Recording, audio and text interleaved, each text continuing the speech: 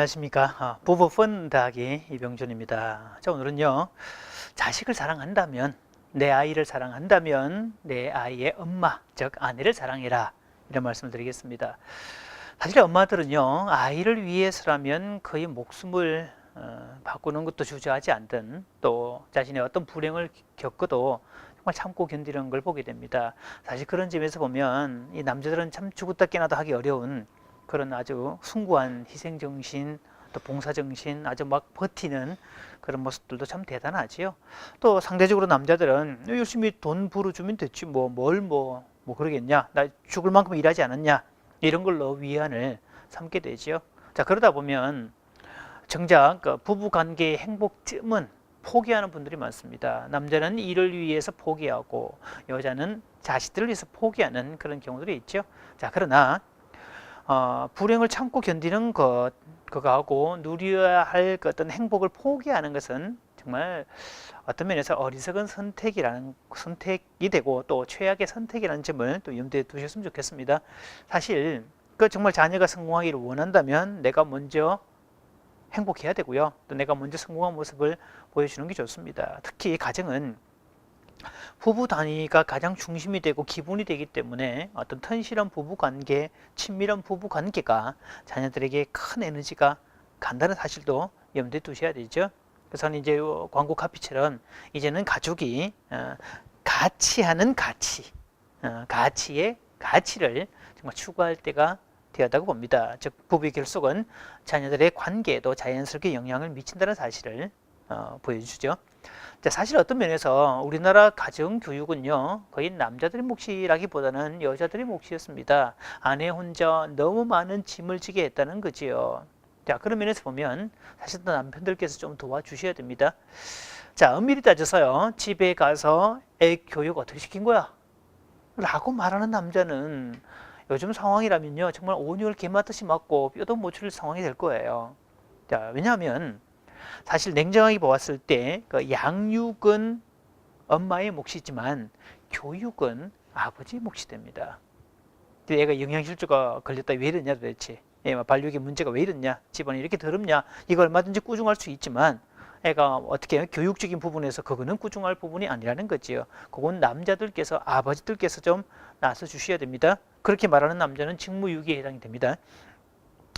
자, 물론 이제 이런 표현을 하면 우리 남자분들이 가슴이 뜨끔뜨끔하지요. 또 사실 우리가 생존의 문제를 다뤘던 시대를 비하면 사실 남자들이 가족의 어떤 생계를 책임지는 거, 가족들을 굶지 않게 한다는 것만으로도 큰 일을 했죠. 그러니까 이제 시대가 바뀌면서 그 일은 이제 기본이 되어버렸고 그 외에 부가 기능들이 많아졌다는 겁니다. 뭐 어떡합니까? 시대가 바뀌어서 요구가 많아진 걸요. 자, 그랬다면 이왕 할 거 제대로 하면 좋겠다. 근데 그것을 전부 다 하려고 하지 말고 제 1순위로 아이들의 엄마인 또 내 아내를 먼저 사랑하는 게 훨씬 더 쉽고 편안하다는 사실을 오늘 말씀드리는 겁니다. 또 다 큰 아이들 상담을 해보면요, 사실 그 성장기가 오면서 엄마를 통하였던 사랑들은 대부분 많이 경험을 하는데 아버지의 부재를 많이 보게 되지요. 자, 사실 그러니까 아버지를 통해서 건강한 남성성을 경험을 해야 됩니다. 건강한 남성성이 도전정신, 패기, 또 위험 상황이 있을 때 맞닥뜨릴 수 있는 어떤 그런 호전성, 일을 보면 덤벼들 수 있는 어떤 준치적인 그런 것들, 뭐 좋게 말해서 호연직이라고 그러죠. 자, 이런 것들이 건강한 남성성이 됩니다. 근데 상대적으로 병리적 남성성은 부시고 폭언이나 폭력을 쓰고 깔아뭉개고 남을 폄하하고 이런 것들이 병리적 남성성이 되지요. 그래서 요즘 아이들 어떤 면에서 건강한 남성성을 갖지 못하고 병리적 남성성으로만 가득 차 있는 그런 모습들을 보게 되죠. 그러기 위해서 남자들의 책임이 훨씬 더 중요하다는 겁니다. 자, 제가 강연 현장에서 남자들을 숱하게 만나보면요, 자, 공통적으로 하시는 말씀들이 있습니다. 내가 자식을 정말 제대로 키운다면 각자의 재능에 맞도록 키워주겠다.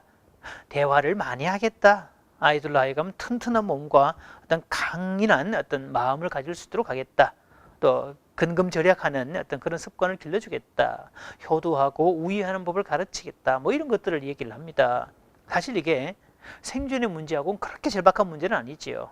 그런데 이것들이요, 아버지를 통해서 전달이 될 때 너무너무 큰 효과를 발휘한다는 거죠. 이게 안 되니까 이런 것들을 가르쳐 달라고 상담소 문을 두드리는 거 아닙니까? 사실 상담해주고 있는 사람 입장에서 볼 때 뭐 수입이 되니까 좋긴 하지만 한편에서는 허탈감이 들기도 하지요. 그런 정도 문제를 굳이 상담사가 나설 필요가 없는 건데요. 자, 그래서 많은 아내들이 혼자 자녀 문제를 감당하다가 지쳐서 떨어지는 경우가 많습니다. 또 아내들도 남편이 도와주지 않는다고 남편을 무시하거나 단정 짓거나 그렇게 하지 마시고요. 남편을 어쨌든 내 편으로 끌어당기셔야 됩니다. 자식을 혼자 감당하겠다고 얘기하는 그런 아내분들 정말 어리석은 짓이고요. 남편을 내 편으로 일단 만들어야 그 다음에 자녀들의 어떤 관계를 잘 정리할 수 있다는 거죠. 즉 부부의 동맹 관계가 그렇게 중요합니다. 자, 한 부부, 그러니까 황혼기 부부는 아니고요. 뭐 한 결혼 연차가 24, 5년 정도 되는 부부, 중년기 부부가 되죠. 자, 이 부부가 상담을 왔습니다. 그런데 상담 요청은 아내가 했고 남편은 그냥 들러리처럼 따라왔는데 부부 문제를 상담한 건 아니었어요. 대학생 자녀, 딸아이가 자기 방 안에 들어와서 안 나온다는 겁니다. 그리고 아버지하고 외인 보듯이 어쩌다가 화장실 지나가다가 마주치더라도 인사도 안 하고 말도 안 섞고 식탁에 나오지도 않고, 이게 이제 답답할 대로 답답한 아버지도 자기도 뭔가를 좀 배워보겠다고 왔는데요. 사실은 자녀 문제를 해결해 달라고 온 분들인데 그분들한테는 제가 부부 아카데미에 오라고 얘기를 했습니다. 일단은 제가 장담을 했지요. 아이 문제 접어넣고 두 사람이 부부 아카데미에 오시면 그 문제 자동으로 해결될 겁니다. 그 의아해하는 표정을 짓고 일단은 참석을 했는데요. 자, 이 남자분이 아카데믹 과정에 와서 본인이 비로소 뭔가 몰랐다는 사실을 깨닫게 됩니다. 일단 아내도 여자, 딸아이도 여자라는 사실을 몰랐다는 거지요.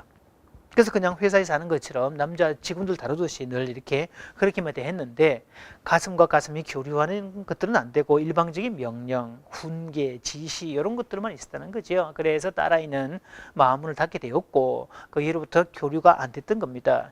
근데 이 관계를 통해서 부부 아카데미에 와서 교육도 듣고 다른 부부들을 관계하는 모습도 보고 또 다른 부부 모습을 보면서 자기 모습도 보고 그런 과정 속에서 비로소 이 남자가 자신의 부족함을 깨닫게 됐다는 거죠.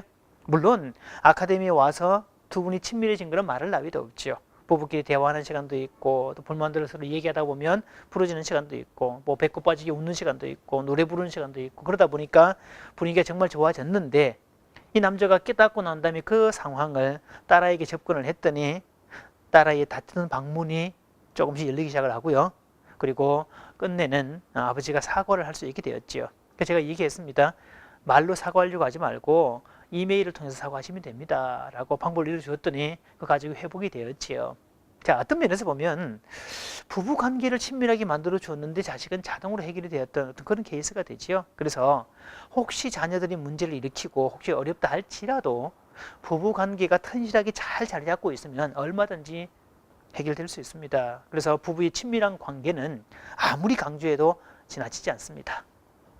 시간을 쪼개서라도 오래 부부끼리 친해지는 어떤 그런 일에 투자하시고요. 뭐 가족 캠프, 부부 세미나, 뭐 여행 같은 그런 프로그램들도 자주 가시고 그렇게 해서 어떤 물질적인 것보다 관계적인 면에 초점을 두드는 그런 분들 되시길 바랍니다. 자, 마지막으로 이 소위 시를 하나 소개해 드릴게요. 다이애나 루먼스라는 사람이 내가 만일 아이를 다시 키운다면 이라는 시를 만들었는데요. 자, 이런 내용입니다.